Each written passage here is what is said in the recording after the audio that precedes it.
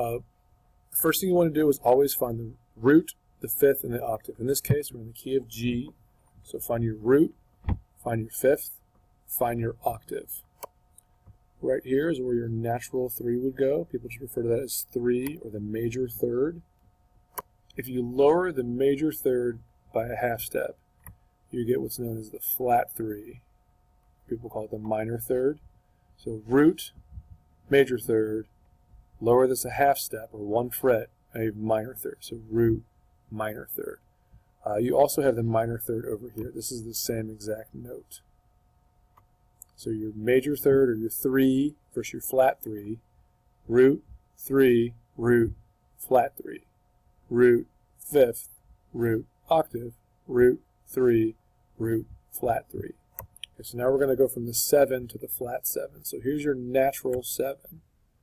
You always want to just review root, fifth, octave, natural 7. So as 1 fret lower than the octave.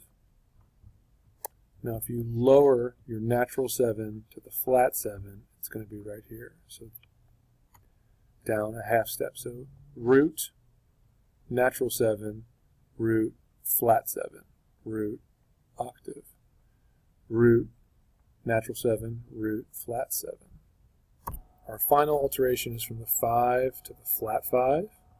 This would be the flat 5. So you just take your 5 down a half step to flat 5. These are all the alterations needed for 7th chord and triads, which will be in the next video.